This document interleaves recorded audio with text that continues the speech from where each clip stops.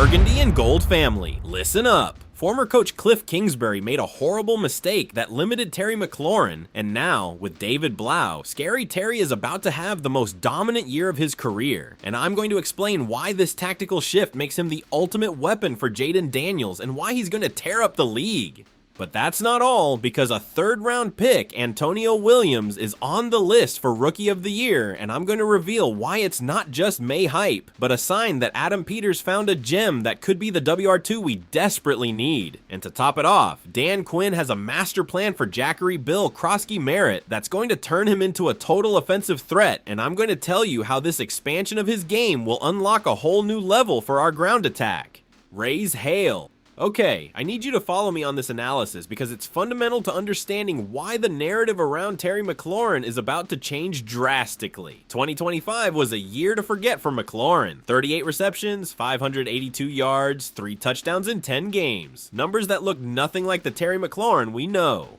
And the main reason was an injury that kept him out for 7 games. But there's another reason, a tactical reason that hasn't been discussed enough, and that now, with David Blau's new system, is coming to light. Under Cliff Kingsbury, McLaurin was chained, and I don't mean that metaphorically, I mean it literally. Kingsbury's offense, which had its virtues, was predictable in one thing. McLaurin almost always lined up in the same spot on the left side of the offensive formation. And it's not that McLaurin couldn't produce from there. In 2024, when he was healthy, he had 1,096 yards and 13 touchdowns, a franchise record. But that predictability gave opposing defenses a huge advantage. If you know where the WR1 is going to be on almost every snap, you can adjust your coverage. You can put a safety over the top. You can double him with a corner and a linebacker. You can design your blitzes knowing exactly where the man who's going to receive the ball is, and that, over time, limits a receiver's effectiveness, no matter how talented he is. Now, enter David Blau, and the key word McLaurin himself has used, and that the coaches are repeating, is multiplicity. What does that mean in modern football? It means McLaurin is not going to be chained to one spot.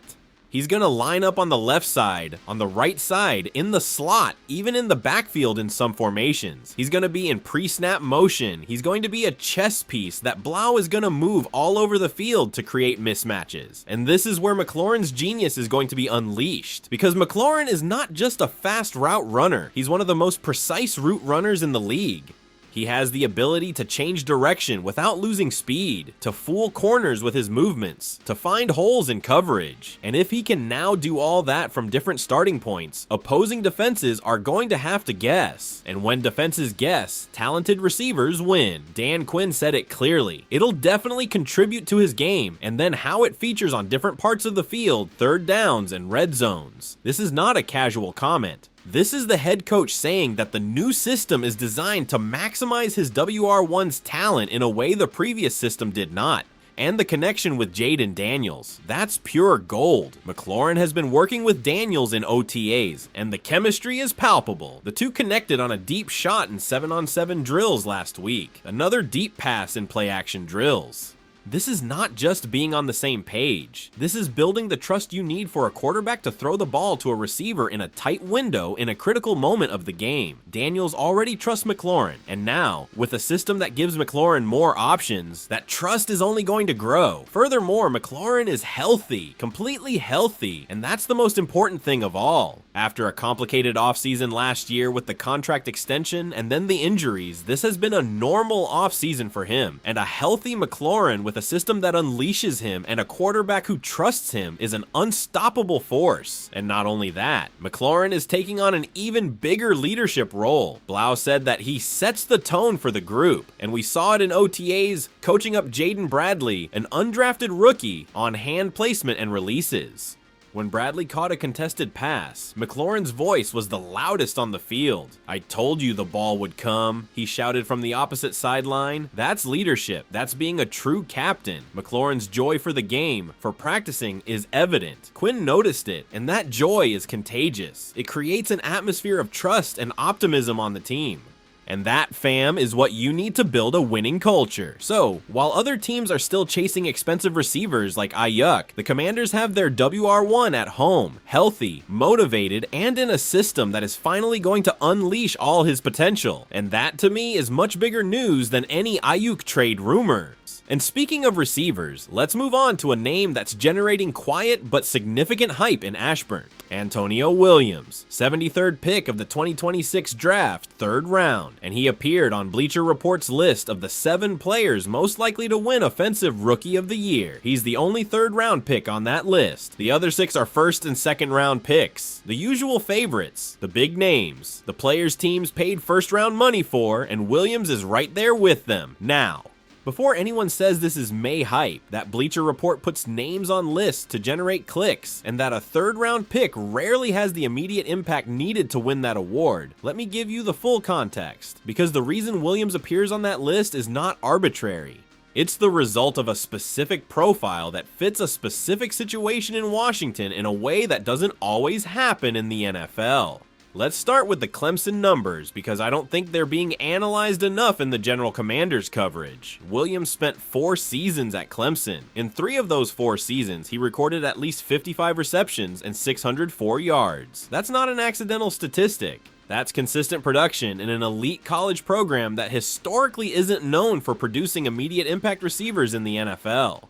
Clemson has a philosophy of balancing its attack that usually dilutes individual receiver statistics. The fact that Williams produced those numbers in that system speaks to a player who earned his keep week after week against defenses that knew he was going to get the ball. In 2024, his final year, he led the ACC with 11 touchdown receptions. 11, in a conference that at the time had Florida State, Miami, and other programs with NFL-level defenses. Williams wasn't just producing statistics, he was producing in big moments, in the red zone, in games where the outcome was in doubt. That kind of production in high-pressure moments is exactly the indicator NFL scouts look for when evaluating whether a college receiver can translate his impact to the professional level. Physically, the profile is interesting for specific reasons that go beyond basic numbers. 5 feet, 11 inches, 187 pounds. He's not the giant receiver who wins jump balls in the end zone. He's not going to beat a 6'2" corner in a strength-on-strength situation. But he's also not the small slot receiver who only works in short space. He's an intermediate-sized receiver with big receiver speed.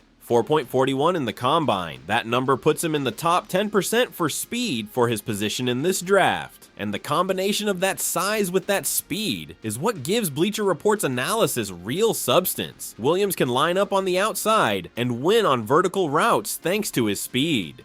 He can move into the slot and win in space with his quickness and his ability to create separation. And in David Blau's offense, which seeks that multiplicity we talked about with McLaurin, a receiver who can play in multiple spots is an invaluable weapon. Mo Moton of Bleacher Report said it clearly.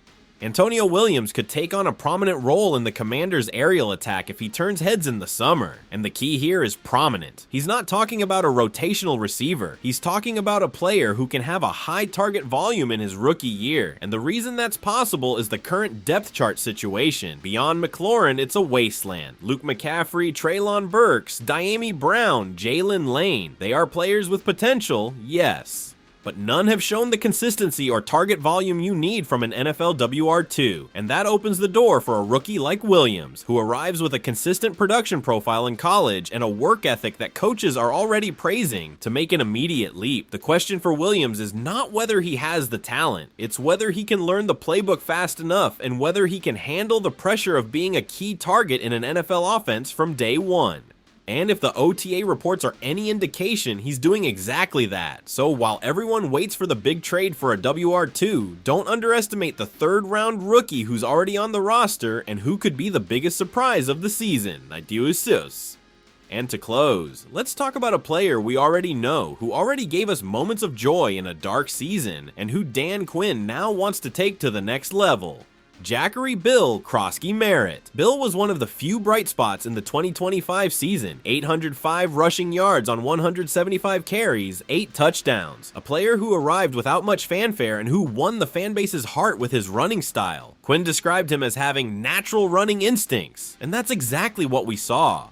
A runner who finds holes, who has vision, who can make quick cuts, and who isn't afraid to run between the tackles. But modern NFL demands more than just being a good ground runner, and Quinn knows it, and Blau knows it, and that's why the plan for Bill in 2026 is to expand his game. In the passing game, one of the steps would be for Bill in that space, Quinn said. Also, working on the kick return side of things. This is key.